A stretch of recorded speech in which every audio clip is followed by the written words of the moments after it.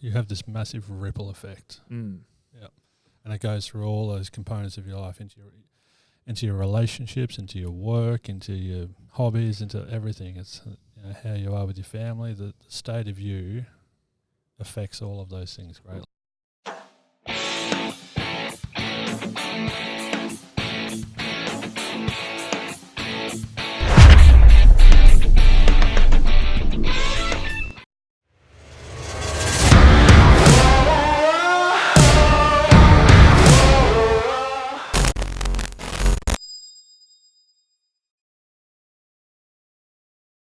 Righto, we're recording. Oh, blimey. Nice. Sorry, mate. You're going to need these. Who said that? Oh, thanks, mate. Oh, that's better. Wow. Well, we say it every week, but we do have a very special guest. He really is special. We've got, for episode 15 of 120 Grit Podcast, the podcast for the working class, Nick Sutherland is in the studio, finally. Nick's an ex-recon soldier from the Australian Army, a mental health practitioner and co-host of the Blokes podcast. Nick, welcome to 120 Grit. It's disappointing to be here. I never thought Dan was going to spit that out. He was talking so slow. But welcome. Thank you. It's great Good to have you here, mate. Good to be in the hood, in the mutt hut. In the mutt hut. Mate, welcome. you've just spent a couple of days up here in Brisbane. I hope so. You've been a busy boy. Yes. Speaking at a industry association conference, which was great. And then, time with you lads. So we met last year sometime. When do you reckon that was? About June-ish? Yeah. I reckon you had under 1,000 followers. Oh, we don't talk about We don't followers. talk about followers. They're not followers. They're part of the family. The clan, the I TradeMutt crew. I think you had a small family. Yes. Small family, and we've grown it. Yeah, so you reached out to us. I did. After, where did you see us? Facebook Channel 7 news thing. Oh, yeah, that was the first. Yeah. Yeah, when we both look like complete idiots. Nothing's changed. Yeah, nothing much has changed. It's all good. And you reached out to us because you thought the concept behind TradeMutt was really cool. Loved it. My dad was a tradie. And just the whole thing about the shirts and raising awareness around men's mental health and my personal history with all of that. It all joined. And so I reached out just to say, is there anything I can do to help? And you've helped a lot because I think in that time you've been quite a sounding board for us, for both Ed and myself, in the mental health space. And I think given your background as a recon soldier in the military, it sort of made it, pretty relatable for us as well. Mm-hmm.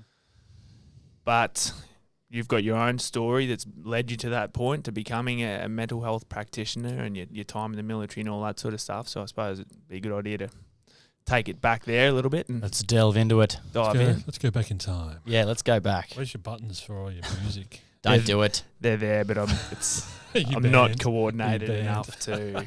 Yeah, He's been banned. Rossi's put Yeah. the foot down. So you're in the military up in Darwin, correct? Yeah. So prior to that, I had, just to go back even further real quick, I had my biological dad had undiagnosed bipolar disorder, which is manic depression back then. So he was self-medicating with drugs and alcohol. So his moods were all over the shop, plus the drugs and the alcohol were just exacerbating everything. So pretty tumultuous sort of start, I guess. He used to forget about us and leave us at the pub, and there was sort of violence in the house, I suppose. And Just like primary school age. I was up to grade 4. Wow. Yeah, Yeah. real early stuff. Up to grade 4, after I was 4 years old. Oh, right. Yeah. And then, so mum, he left and her mum separated, and then another guy came on board, my stepfather, who then adopted me and my sister, which was massive of him.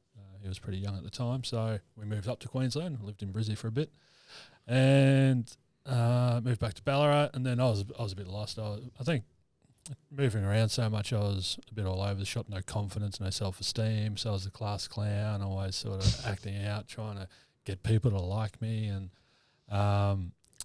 And then this dude came along, who was one of my sister's boyfriend's friends, and he was a few years older, but saw I was off the rails and suggested I join the army. He was in the Army Reserve, so I started as a reservist in infantry. Yep. And I was pretty fit. Mum and Dad were working, so I had to ride me pushy all over town to get to sports and everything. So I was pretty fit. But then I went and did 13-week boot camp, and I came out stupidly fit. I loved running. It really sort of that 13 weeks really took a boy, and turned him into a man, sort of thing. Yep. And threw himself in the deep end. Came home, and my mum and dad were still going, who is this? I was getting up at 6 o'clock going for a run around the lake, 6Ks, and how can I help around the house? And I was actually contributing, which was really nice. But I was still a bit lost in employment and that. So my mate Dion said, why don't we join the full-time army? And I went, yep, sure, cool. And then he died before we got to do it. He was riding his motorbike in the bush and got cleaned up by a car. Yeah, right. So that's what that tattoo there is for. It's the date that he passed away. When I was in hospitality, everyone would be like, oh, what's the day? Is that your date of birth? I'm like, why would I get my date of birth? Anyway. No, people have done it before. No, I suppose they have. So I think it was one of those sliding door moments where Dion's passing, I held to that decision I made. I stayed true to that path that I'd said I'd go down. So I joined the army by myself, and ended up being posted in Darwin with 2cav, so reconnaissance up there. Driving line armoured vehicles, and it was real interesting. Like I loved it. I loved the physicality of it, but the mentality of the army. This was the early 2000s. All male regiment. I was a bit different. I probably thought a bit too much, and so didn't quite fit in some regards, but still perform a job and everything. Then it blew my knee out, so we're on sort of notice to move to go to East Timor. Blew my knee out, and that sort of changed my whole life. I didn't realise at the time that physical trauma brought with it an unseen mental or emotional trauma as well. And so I started spiralling down. I didn't respond well to the surgery or the rehab afterwards, and then because you can't do your job, you're thrown on the scrap heap, and then you're treated pretty poorly. So in my case, I was sort of, a heap of dudes jumped me and they stripped me down, zip tied me naked to a wire cage, and got the fire hose onto me and using the whips off the vehicles and all that sort of shit. Jesus. So just because I couldn't do my job. Yeah. Okay? And then I was that pack mentality type. Yeah, pretty much. Give it to him. Yeah. Yeah, and then I was sort of treated that way for the rest of my time in the army until I got discharged. So I was discharged with a permanent knee injury and anxiety and depression. And the anxiety and depression came from a couple of places, how I was treated after the injury, but also the trauma of not being able to run anymore. Sense of purpose. Yeah, well, I lost my job. I lost my mates because they all didn't want to sort of get hit with the same brush, tarred with the same brush as I was. Great mates. I can understand it. It was weird. The night I discharged, I was at the pub and everyone came up and I'm like, mate, fucking so sorry to see how you were treated, and you didn't deserve that and everything. I was like, okay, cool. But later I was like, why didn't you say anything at the time? Hello. Yeah, but they didn't, and that's how life goes. So yeah, I lost sort of everything. My family was in Melbourne. I was in Darwin. I was discharged without being linked into any psych services. So, yeah, I turned to alcohol as my support, my coping mechanism. I took off over to Europe for a couple of years and just sort of drank my way through Europe and had what I thought was a great time. But looking back, it was fun. It was great, but there was a lot of unhealthiness to it. So. And then I came back and ended up down the Mornington Peninsula, and that's where I tried linking in with Department of Veterans Affairs. So I learnt through someone that I was entitled to getting some support. So I reached out, and DVA, as I've since learned, is just an insurance agency. It's the Department of Veterans Affairs. The Veterans Affairs is very misleading.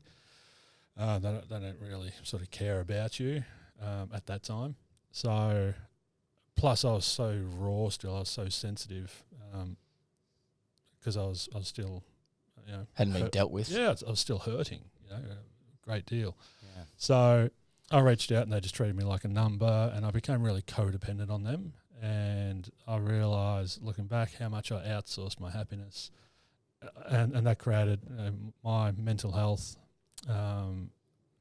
Had gone from being in a really good space to, when I left the army, my mental health had deteriorated and I had mental health issues, and then left unattended to for 8 years, they developed into mental illnesses. So 8 years later, I was in my house and couldn't work. I couldn't even open the door. Like, I had the agoraphobia, which was just debilitating anxiety. I just, I'm a fully grown adult male and there's no barriers, there's no obstacles physical, but I couldn't turn the doorknob and pull the door open because I was so afraid of the letter that was going to be in the letterbox from DVA.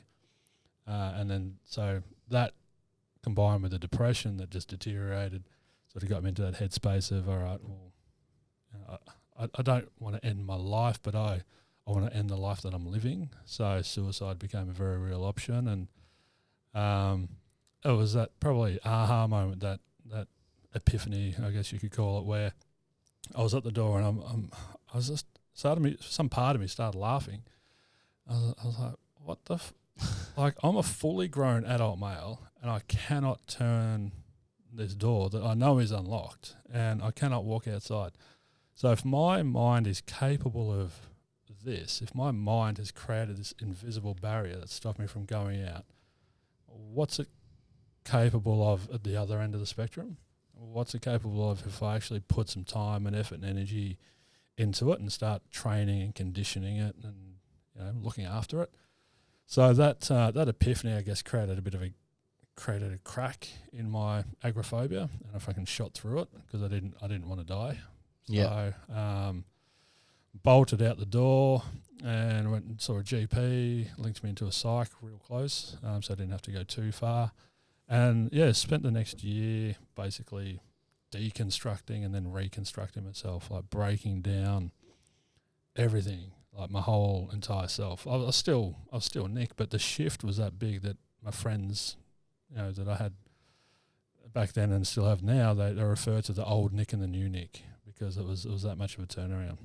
So it took a massive amount for me to reach out and get help, but I knew that if I didn't, the alternative was permanent. So breaking down, I had to put myself in a position where I could get challenged because I had so much irrational thinking and I was so illogical. I was my they call them cognitive distortions. So my mind was so distorted that I literally wasn't thinking straight. And my emotions were, they call it emotional disturbances. So the depression and anxiety and guilt and anger was so consuming that I couldn't feel anything else.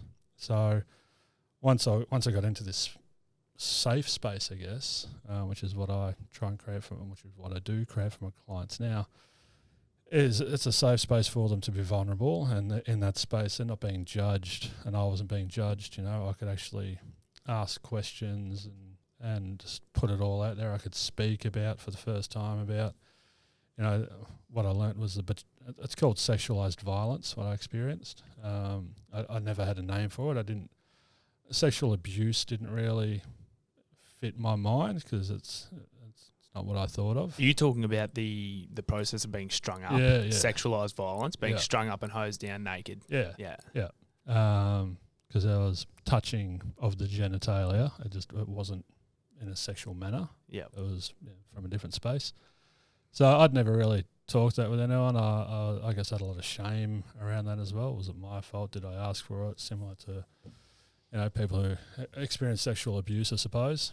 But you just felt completely violated. Yeah, well, this was my tribe, This was the mates I was about to go to on a deployment with, and then because I couldn't do my job, became an easy target. So that sense of betrayal, and you start questioning yourself and all that, and so working in that space with a I'll call it a good therapist, a good practitioner, really gave me that opportunity. And to be honest, she didn't have to do much because I seem to have a natural knack for this, I guess. So she just gave me a space she asked me a few questions and let me figure things out in my own way, which is a sign of a good practitioner. You know, you can see someone's natural emotional intelligence, and all you have to do is give them a few little things to work with, and then they can do a lot themselves.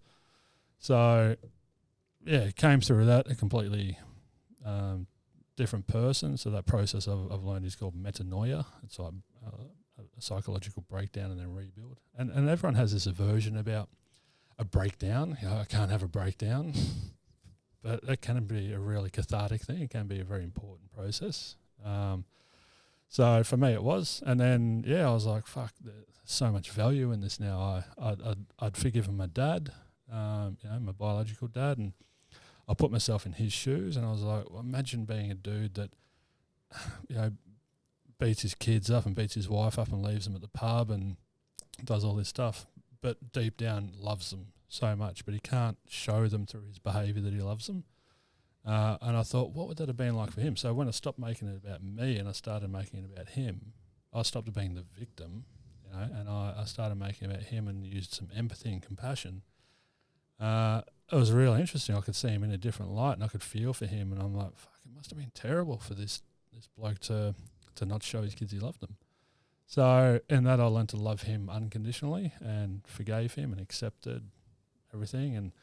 And people ask, how's your childhood? How was the army? And I used to say, when I was still toxic, when I was still wounded, I'd say, my childhood was fucked, and the army, don't go near it. It's the worst thing in the world.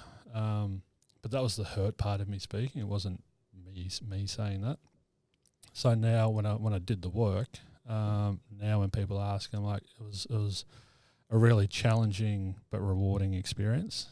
I wouldn't change anything for the world because I wouldn't be sitting here in the mutt hut with you two dudes. Yeah, exactly. Yeah. So I had to find the value in it. I had to, and this is what a lot of people don't do. They stay in that victim mentality. This is happening to me, and I had to learn it's not about me. It's just a life experience, and we all have it to some degree. And so there was a value in there that I could then use in combination with my mental health studies as a psychotherapist and my lived experience and my army. I sort of combined all three, and we're like, this is going to work. So I opened up my business, and 10 years later, here we are. It's a pretty incredible story. So you think stepping in that hole, well, actually, not even that, because there's losing your best mate, there's everything you went through with your dad. It's just a whole sequence of It's endless. You could events. pull it back to anywhere to say anything could have changed. Well, that's not anything could have changed. It's just a series of events that led to, stepping in that hole when you're running and to be discharged and all of it. Like, it's just... But I think it's, I guess, I think this is real. I'm so connected to this now. This feels like my purpose. Yep. And so I feel like I was meant to have all those experiences and to have all that knowledge, first-hand experience. So now when I'm, my clients sort of, the work I do resonates with them because it's so different to what's out there at the moment. I'm sitting there and I won't enable them to have a pity party. I won't enable them to go into their story. I'll validate what they're feeling. But I say I care enough about you to tell you what you need to hear, not what you want to hear. And a lot of people want to go back into their story and try and stay that victim, and explain why they're like that and how they validates why they can keep feeling this way. Whose fault was it, and all of that. And to me, there's no value in that. Well, they're trying to rationalise what's going on in their own head, right? Yeah, they're trying to put it all together. This is why this is put happening. The story together so that it makes sense to them, and then they can completely justify their feelings and emotions. Yeah, but I go through acceptance though, and so just you can't change the past. All we can change is our perception of the past. So that's what I had to do. I could finally turn around, look at all of my past, and just be completely 100% at peace with everything that's happened because I've forgiven and I've accepted. Isn't it crazy? Like, when you think about kids who are going through school, right, and wanting to figure out their path and their destiny and their lifelong career. At It's the like, age of 13, at the what age do you of- want to be? What do you want to be? What do you want to do?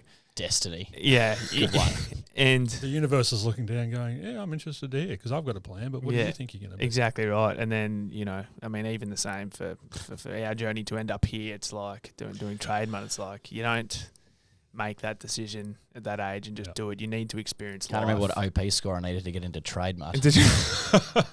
Pretty low or high. 21. Whichever the bad one is, the bad direction. But yeah, I guess that story in itself is to go through all of that sort of stuff. Yeah. A lot of challenging experiences. To get money in, I was a bartender before the army, so I was in hospitality. And then after the army, I became a lifeguard, not a very good one. And then I went into helping people with disabilities to find jobs. And so you look at all of those things. So bartending, military, lifeguard, and helping people. And none of that really equated. There was no career progression. There was no career path there. But every single one of those jobs has given me a skill set that I can use in this, what I'm meant to be doing now. Do you pull drinks for your clients at the moment, or Just cups of empathy. Empathy. Equanimity. Equanimity, that's it. No, but empathy? it's that I thought it was empathy. empathy. No, but it's the rapport. It's the people skills. It's because that's the first thing you need to do as a practitioner, is help someone to feel acknowledged and safe and to build that rapport. And the biggest thing is trust. They can trust turning up and break down in front of you. Well, you're the first psychotherapist we've had on. Right. So, mental health practitioner? Mental health practitioner. So, Sounds I suppose a lot of people out Relatable. there that are listening, hopefully there's some listening. hopefully, apart from mum and dad, Hi, g'day mum and Mum. dad, that don't know what the experience is like seeing a mental health practitioner. Mm-hmm. So let's run people sort of through that. When they come in and see Nick Sutherland, what What are they're they going to gonna- get with me, as I said before, is different to what they're going to get out there in the norm. Yeah, it was So- like we were speaking with Justin Gaines the other day about how order a pizza. If you don't like the pizza, don't stop ordering pizza. Just go order pizza from somewhere else. So Yeah. it's the same with... Yeah, No, I sort of perfect. lucked out. I had a really good GP who was more than just your 7 to 10 minute GP. He actually sat down and spent some time with me. And then he linked me into a really good psychologist, and she was great. So for me, Is that something you were nervous to go and do? Yeah, fuck yeah, because I still was dealing with agoraphobia. Yeah. So Okay. it was enough just to get out of my house, let alone go and see a psychologist. Yeah. But I guess I got to the point where I just knew that I had to see someone. It didn't matter what I wanted; it was about what I needed. You mentioned when you had your experience with was it a psychologist? Yeah. And she? Yep. Sort of asked you a bunch of reflective questions that kind of helped you to work through it yourself? Yeah, so she was more cognitive behaviour therapy based, and I hate stats because you can milk them to get whatever you want out of them. So a lot of people out there are for it, a lot of people out there are against it. I think it's just horses for courses, whatever works for you. So if you go to a CBT based therapist and it doesn't resonate with you or it doesn't work for you, say thank you. I'm just going to go and try someone else, order another pizza. So you go. So what's it like seeing you? I'm seeing you. I'm just trying. I just want people to understand what it's like. So we have so I guess I've spent the first sort of 8.5 years of my career in this industry. I was a psychotherapist. Basically, I just worked with general issues and whatever I'm feeling bad. Okay, so I did more therapy work, which I loved and which was important. But then I sort of stepped away from it and looked at what I was doing and how was I feeling, looked at the clients I was working with, and I realised I wanted to change my business model. So I essentially closed down my business and then reopened as Myndfit because I wanted to take that more proactive approach. I guess I got a bit tired of trying to help people out of depression and anxiety, and I wanted to teach people how to not get into that headspace. So taking that proactive approach was very different. It was a big risk, I suppose, because I haven't heard of many people doing it. So with me now, people come in and we have a 90-minute discovery session, so they get to learn more about the methodology I use, and we'll get into that later if you want. And then at the end of that, I learn more about them, what they're bringing to the table. You know, are they just wanting to be enabled, and are they wanting sympathy? I won't work with those people. Or are they like, yep, I need help, and I'm willing to do whatever it takes. So, yep, great, let's get to work. So then we've got a 6-week, a 12-week, or a 12-month program, depending on how deep they are in their suffering. And so during that process, it's just really the essence of it is psychoeducation. So it's educating the mind. It's changing the mind literally. So neuroplasticity takes about 12 weeks to change a neurological pathway in your head. So that's what we're trying to do, is get people out of this autopilot, reactive, mindless thinking, and get them to being more present and aware and understanding of where their head's going. It's so many people got this train just leaving the station with no driver in it, and it ends up in Shitsville, and they're like, how the fuck did it end up here? This is where I want to be. So it's about all the thoughts or all the trains that we send out, trying to make sure that there's a driver in it, and going, oh, where are we going to? Is this going where I want to go? Yep, cool, no problems. Instead of just mindlessly reacting and letting everything dictate how we feel, it's so disempowering, and it affects our mental health so much. And so coming to see me, it's an empowering process. I'm handing you tools and resources and knowledge that you then have to go and turn into wisdom through application. You've got to. So I seen a PT. So yeah, come into the mental gym for an hour a week, Yep. but then you got to go out there and do more reps. Yeah, well, I think one of the important things that Dan and I took away from your teachings was around the hard path versus the easy path, and about how people easy path just cruising along. Yeah, well, that's a mindless and mindful. I guess it's disempowered versus empowered. It's remember the stimulus-based response thing. Yep.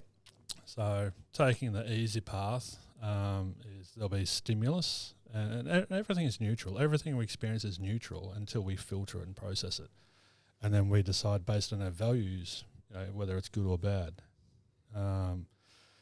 So a lot of people, this is happening on a level they're not actually consciously aware of. So they'll just react to the stimulus, and then they'll go into this headspace, and when the stimulus is something that they don't want to happen, they'll frame it as being bad, and so they'll go into this destructive thinking, and it'll be, he's fucked, or it's shit, or oh, the boss pissed me off today, or she made me feel this way. Or what's this parking ticket? Yeah, we haven't spoken about that. That's hilarious.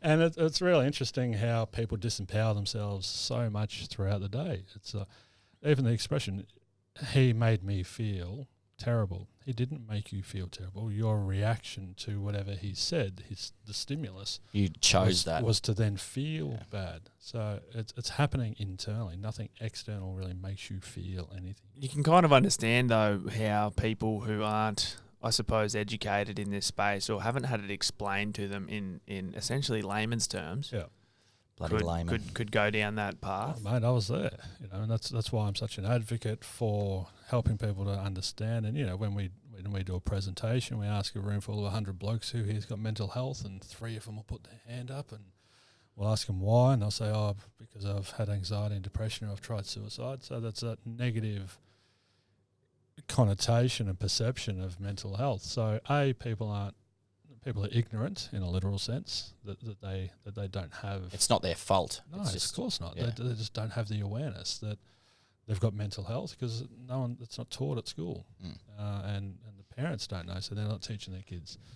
So you don't know that you've got mental health, or if you think about mental health, it's all doom and gloom. So you're not going to go anywhere near it. Yep. So that's, I guess, what we're here to change. Yeah, 100%. And then I suppose the best thing about what you teach, it's just so easy to understand. Well, I'm a Implement. dumbass, so I had to figure it out myself. Dan's smiling over there like, yeah. I don't disagree. No, but I mean... But that's your perception. Your perception. But your 5 steps, I suppose, around... The 5 fundamental the 5 pillars fundamentals. to keeping mental health in good shape. Yeah. I mean, Yeah. can we touch on those for the listeners out there? Sure. Mum and dad again. We don't have a whiteboard in here. That's cool. So I guess everyone was coming into me saying these are my problems, and I started saying a pattern, and I'm like, they're not your problems. They're problematic things for you. That's life happening, and then you not being in a position to self-manage and self-regulate and to move through those experiences and come out the other side of it in better shape than when you went into it. So it all started filtering down to these 5 sort of key things. And the first one was that people weren't making themselves a priority. They weren't prioritising their mental health and their happiness. And it's funny, people walk around saying, I want to be happy, but no one knows what happiness is. Or how to be, I suppose. Yeah, but happiness by definition is to be content. But how can we be content if we're always wanting this to happen or to not happen? We've got all these desires and attachments and I need that car. aversions, and so we're outsourcing our happiness, but yet we want to be happy. should have brought a set of keys in here. Yeah, the key to your happiness. There it is. And people, when I talk about prioritise yourself, we break it down into those 3 interlinking circles. So mental health, physical health, and nutritional health, because they all impact on each other greatly. And so we get people to score themselves out of 10, and listeners can do this if you want to. So score yourself out of 10 in relation to your mental health. So how mental health is simply in relation to the state of someone's emotional and psychological well-being. So mental health is a spectrum of emotions. This end feels good, that end doesn't feel good. And as humans, we experience them all, but where we get into trouble is where we get stuck in the end that doesn't feel good. So when we're looking at our mental health and scoring it out of 10, how free are we to move up and down this spectrum and to predominantly stay in the feelings that feel good? Yeah. So most people will say a 4 out of 10 or around there. Physical health, if we asked your body, not your brain, but your body, how is it feeling? Stretching, moving, strength, all that stuff, free of disease and illness. A lot of the time people, maybe 4 as well. And then nutritional health. So if a nutritionist followed you around for 3 months and looked at everything that you consumed, solid, liquid, gas, what score would they give you? And people feel safe enough to be really honest and say, discomfort precedes success. That's the motto for my programs. So they get out of their comfort zone, and I want to say 7, but it's probably a 4 as well. So 4, 8, 12 out of 30. All right, and so if that's a V6 car, you're running on just over 2 cylinders. And yet you're a husband, you're a partner, you're a colleague, you're a business owner, you're a friend, you're the wicket keeper in your local cricket team. You're all these things, and you're walking around expecting yourself to be great at all these things, but you're only running off a couple of cylinders. Yeah. And usually people's priorities, when I work with traders especially, their priorities are work and then family. Yep. And that's it. Yeah. And I'm like, okay, so once again, if you're a car, you haven't got an exhaust, you haven't got an outlet. So if a car doesn't have an exhaust, it's going to run real shit. And we're the same. We're so similar. So prioritising yourself and realising, you can't be good at anything else until you're okay within yourself. So when people say I don't have time to go to the gym or don't have time to make a nutritious lunch, what they're really saying is I'm not a priority. Yeah. And that's going to have an adverse effect to what they're actually trying to achieve, which is to be great at all those other things. Yeah.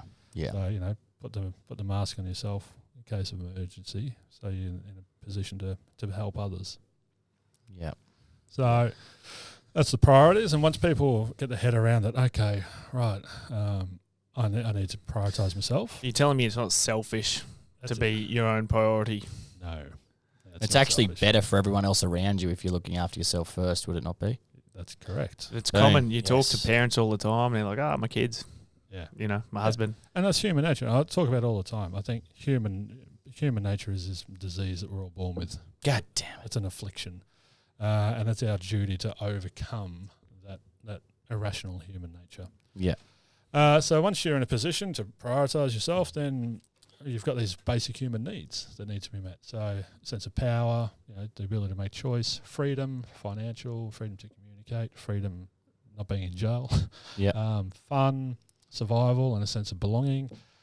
And so when people aren't prioritising themselves, they're not really in a position to then meet their own needs and become emotionally self-sufficient, stand on their own 2 feet. Yep. They're going to outsource their happiness, and everything's going to dictate how they feel. And when those needs are compromised, we live in fear, and we live in fight, flight all the time, and we're just pumping cortisol through our system, and our organs are aging and getting run down, and it's not good for our gut health and all that sort of stuff. So when you then don't meet your needs, you become needy. And when you're needy, you go into these codependent relationships instead of being healthy and interdependent and leaning on each other from time to time. Yeah.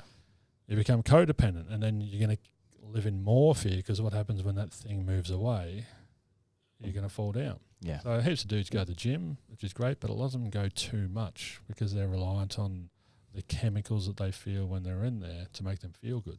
That's the only source of I feel good. Yeah. Which is not healthy. Going to the gym is healthy. Going to the gym in a codependent manner is not healthy. So I suppose people sort of just need to look at what they're doing on a regular basis, and if that stopped or fell away, would they still be content with who they are? Is that how I spoke about relationships, and that's the third fundamental. So we really need to explore and evaluate and assess our relationships. And we're in a relationship with everything external and internal, anything we give time and energy and thought to. So I realised I live in Victoria, cold winter. I realised I was having 2 or 3 cups of tea a day with 1 sugar in it, with black tea. I don't drink coffee. I'm one of those weirdos. And that's not the only thing that makes you weird, mate. Yes, I know. And so I stepped out, and I became aware of that, firstly, and then I assessed it, and I realised, no, it's not working for me. It's not aligned with what I actually want. So I just stopped drinking tea for a while, and it was awesome. It was really empowering to get up and to that I can stop doing that. Yeah, not be codependent. I showed that tea who's boss, but it was take the power back, and now I only drink it on the weekends. That reminds me of I was talking to Tonka, a mate from Mount Isa, the other day, and because he said, he used to drink pretty heavily and used to smoke pretty heavily, and he read listened to an audio book about a guy. I can't remember the name of the author, but it was about how to quit smoking, right? Yeah. And he was saying it was literally the way it was delivered. It was, I haven't quit smoking. He's like, I just don't smoke. I've changed my relationship. I'm not quitting something. Yeah. I just don't do that. Well, the same thing. I used to smoke, and then I used to help people to stop smoking. And it was just change your relationship with it. If cigarettes were a person, a male or female, and you're in a relationship with them, assess that relationship with them. All they're doing is spending your money, and they're making you stink. They're making you antisocial because you have to leave that environment with your friends. And they're pumping all these toxins and poisons and chemicals into your system, so they're actually slowly poisoning you and killing you. Mm. Now, with your conscious mind, is that a person you would remain in a relationship with? And probably not. The answer is always no. So it frees people up to see things a bit differently, and you change your perspective. And actually, no, that's crazy. Why am I doing that? So it gives them a chance to change. Start to dive into the power of the mind, right? Yeah. And how you can actually be the master of your own kind of destiny, I guess. Yeah, it's getting empowered. Doing things through conscious choice instead of just unconscious programming. I suppose the other thing too, based around, talking about smoking, is that a lot of things out there for people to get off smoking is to be codependent with something else. Yeah. Yep. So it's like smoking away, and take smoking away, and now they're they're drinking more coffee, or they're chewing gum or whatever that is. It's like heroin to methadone. But yeah, all of those things like smoking, drinking, drugs, spending money excessively, gambling, all that shit, they're all coping mechanisms. They're all band-aids to make us feel better. Yeah. So you ever think about someone works Monday to Friday, they don't have a self-management strategy. They can't remain present and at peace and in control of themselves emotionally. So, and it's a literal expression, I feel really wound up. I'm going to have a beer to unwind. Yeah, true. Yeah, I'm getting so wound up. I need to go and unwind. And so what I'm doing essentially is teaching people not to get wound up in the first place. Yeah. And it's pretty freaking easy when you learn how to do it. So that alleviates any necessity for those coping mechanisms. So you're not going to transfer. Well, we had a really simple conversation. It was quite a simple way of framing Most it. of our conversations are simple. Well, when you're dealing with idiots. But when we were down in Melbourne with you, driving on the highway. Yeah, that's right. And when you talk about stimulus, the word stimulus, I mean, that could be stimuli. Stimulani. Could be interpreted anyway, but basically it's any external factor that affects your... Any experience. Anything. Yeah. But we were driving along and 2 cars in front of us, some bloody maniac cut the car in front of us off and sort of thought, wow, look at this idiot. And we were in no danger. We were in no danger. We were a couple of cars back, but the comment was something along the lines of, look at this idiot. Might have been a couple of expletives in there, but There was an outburst. It was a bit of an outburst, and you took your approach and you sort of explained it to us. Can you tell us how that went?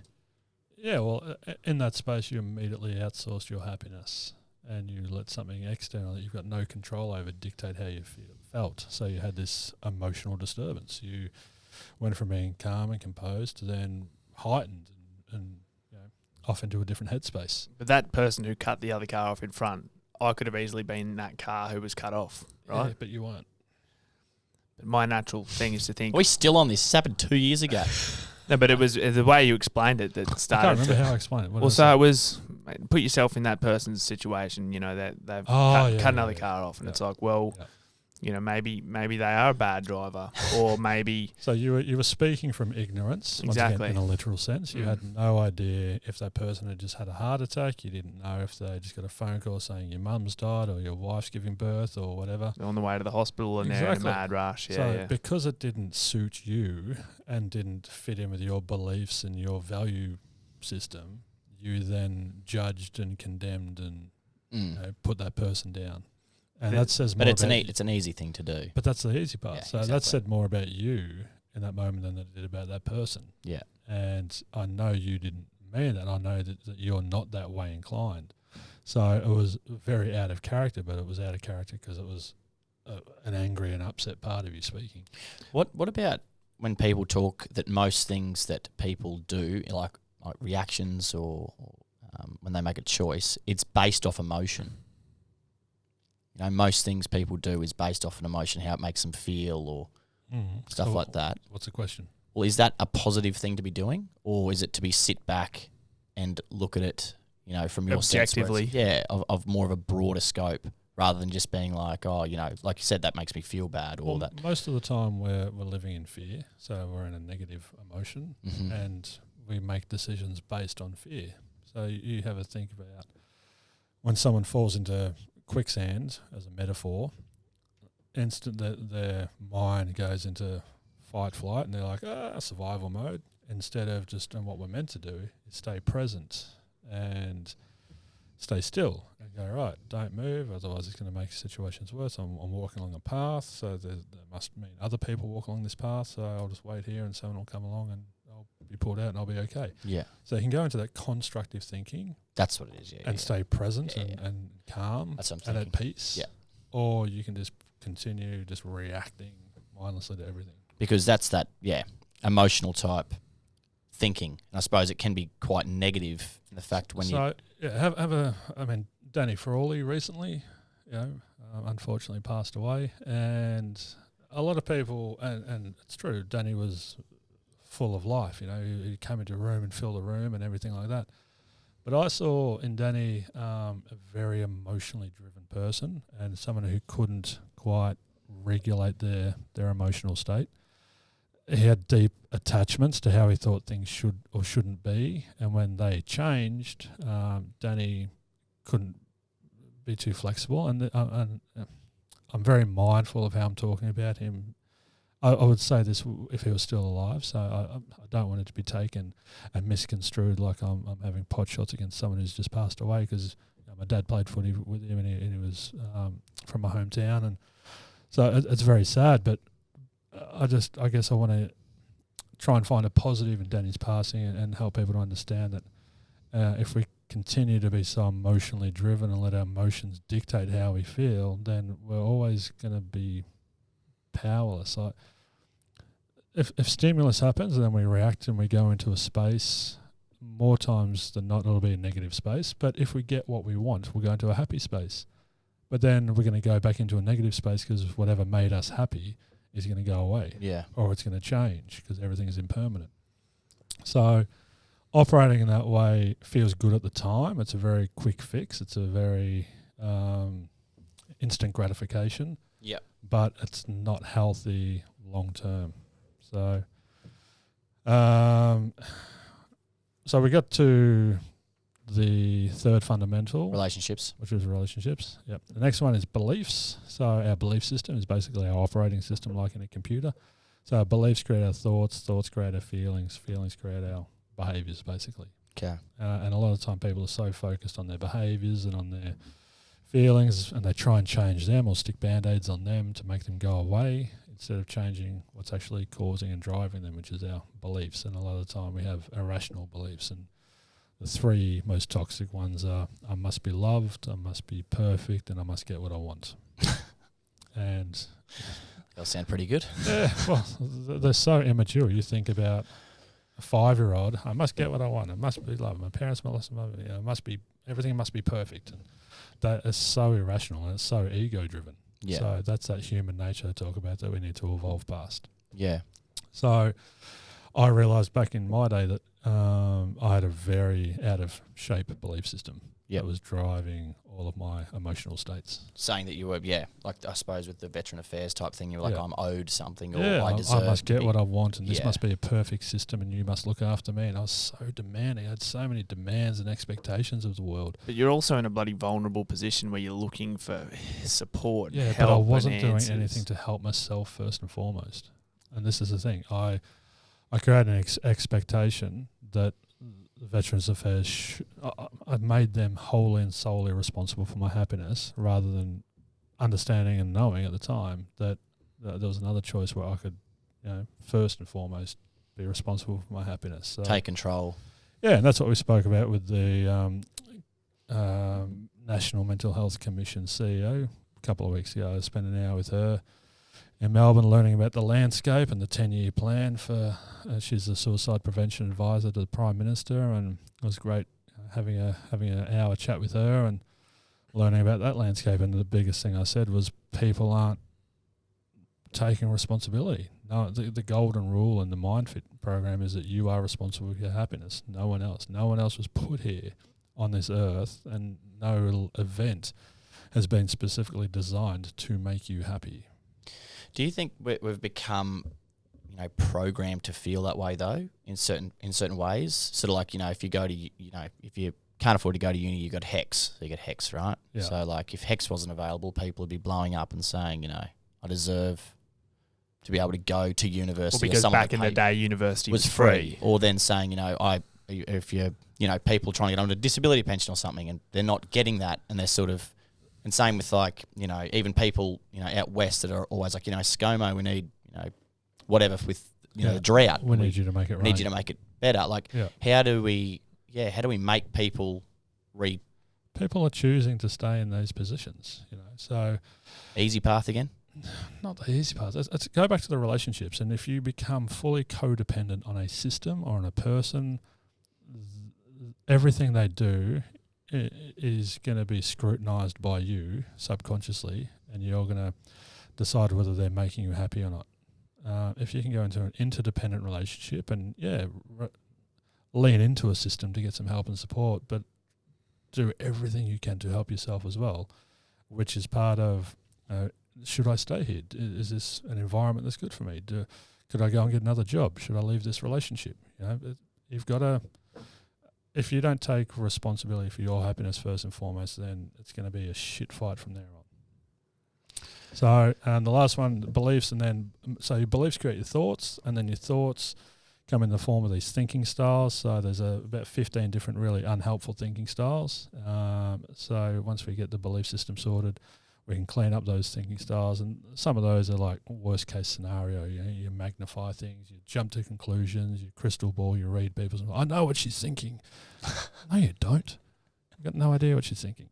So keeping things in proportion, stop personalising things, stop thinking that things are fair and unfair. There's no such thing as fair or unfair. Things are just as they are.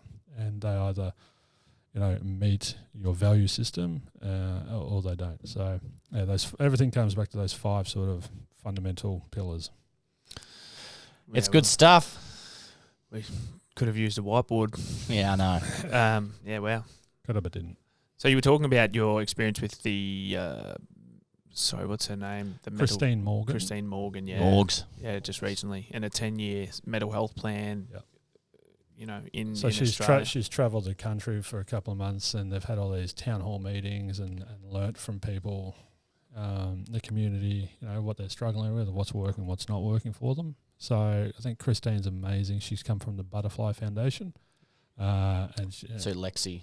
We spoke about the Crouch. Butterfly Foundation with Lex. So Greg Hunt, the Minister for Health, got Christine over to the commission, the Mental Health Commission, and put her in as the CEO there.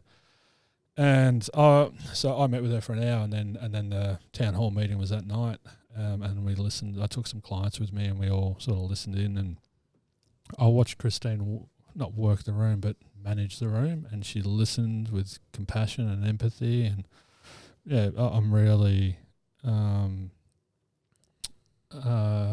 her in the position she's in gives me great hope for the mental health landscape going forward. And it was funny how much we had in common. She spoke about how people don't know that they have mental health and how we need to talk about it the same as we do physical health. And I said the same thing. If people sit on the couch and eat junk food and watch Netflix and don't exercise, their mental health is going to deteriorate into mental health issues. Yeah. And then if they don't go and see a doctor, those mental health issues will decline into mental illnesses.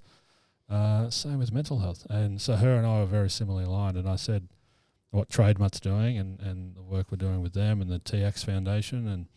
And I said, I'm talking to Dan and Ed about, realistically, I want to dedicate 10 years to creating a shift and getting blokes in a more empowered position to look after their mental health. And she's like, well, we're trying to create a 10-year plan for the rest of the community as well. So lots of similarities in that way. That's Synergy. really cool. So, but I guess the crux of it is to really shake the shit out of this social issue. Yeah.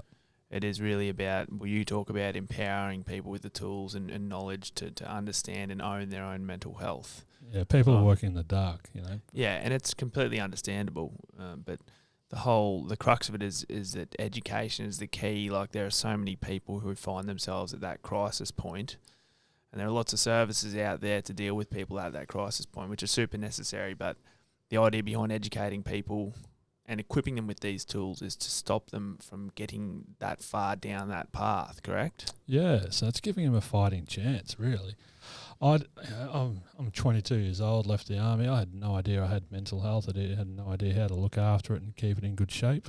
I was going to the gym and eating well and doing everything to look after my physical health, but completely in the dark in relation to mental health.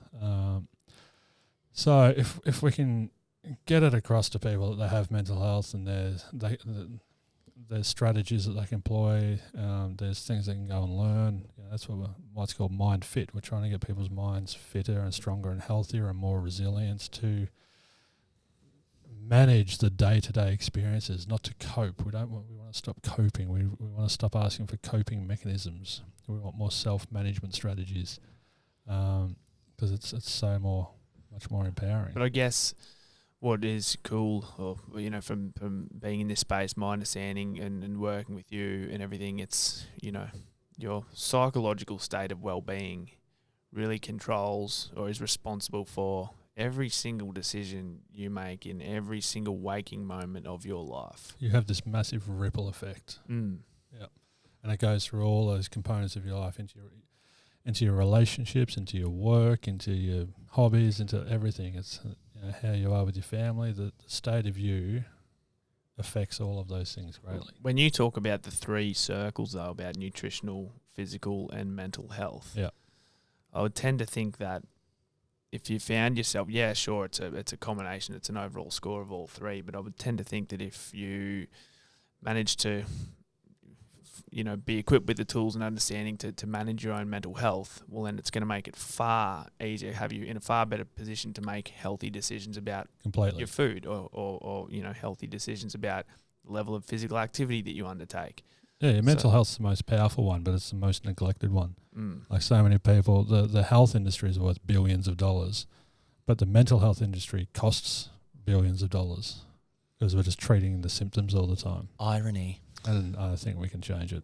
Yeah. I think the whole conversation around mental health for so long, because it's been predominantly unknown by, the vast majority of society, it's just... And still is. Still is, right?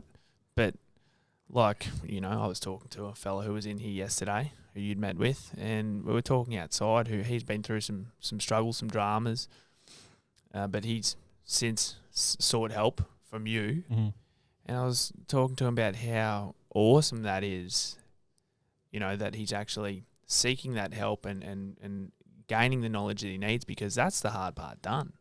I think ultimately, from where I see it, it's taking that first step of ownership, and trying to become better. That's the challenge. I'm responsible for my happiness, but I don't know what happiness is or how to make myself happy. So I'm going to go and put myself in a position where I can learn. So I suppose, sort of finish her up, wind it up, would be people out there listening right now that, they've done the score out of 30. Yep.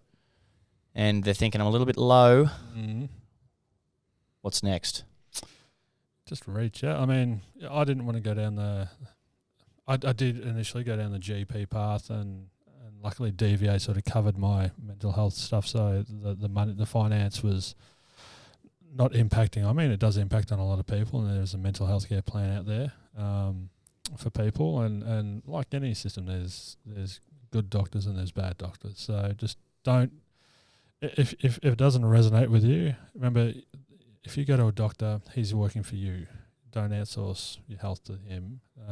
Surround yourself with people, and they're going to work for you. So if it's not working, go and find someone else. And then if you link in with a mental health practitioner, they're not working for you, go and find someone else. Just keep Don't going. give up on the journey. Keep going, or just ring me. Everyone is, shoot me an email and come and do it's sort of more personal development as well as, I guess that's where I cross the bridge in therapy and personal development. I've sort of got a foot in both camps. Yeah. Where a lot of people are just doing the therapy. Yeah. So I'm trying to free people up and then empower them with the tools and resources so they can keep going forward. Just for the record, Ed and I both had a crack. Well, we didn't have a crack. We completed your 6-week program. You did. We went through Shining colours. The 5 fundamentals in a little bit more depth, and we even did a little bit of meditation in there as well. Yeah, I run meditation classes, teaching people how to sit without moving a muscle for an hour at a time, because once you can do that on that level, it's amazing what you can do out there on the external world. Meditation, wow.